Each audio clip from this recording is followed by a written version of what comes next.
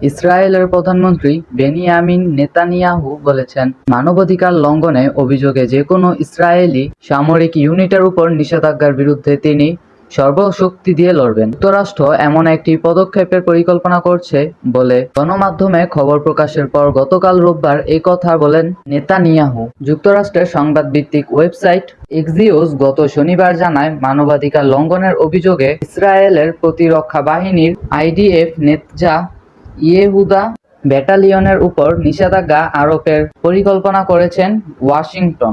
আইডিএফের নেতজা ইয়েহুদা battalion ফিলিস্তিনের অধিকৃত পশ্চিম তীরে তৎপর, তবে ইসরায়েলি সামরিক বাহিনী বলেছেন তারা যুক্তরাষ্ট্রের এমন কোনো ব্যবস্থা সম্পর্কে অবগত নয়।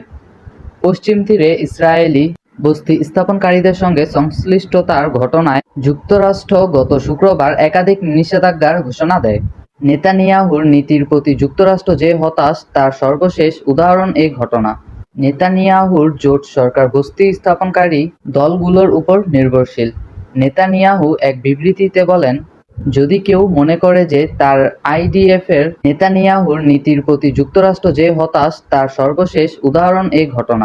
যদি কেউ মনে করে যে তার আইডিএফের একটি ইউনিটের উপর নিষেধাজ্ঞা আরোপ করতে পারে, তাহলে আমি আমার সর্বশক্তি দিয়ে এর বিরুদ্ধে লড়াই করব। ইসরায়েলের যুদ্ধকালীন মন্ত্রিসভার সদস্য বেনি গ্যান্টজ গত রোববার এক বিবৃতিতে বলেন, বিষয়টি নিয়ে মার্কিন পররাষ্ট্রমন্ত্রীর সঙ্গে কথা বলেছেন। তাকে বিষয়টি পূর্ণ বিবেচনা করতে বলেছেন তিনি।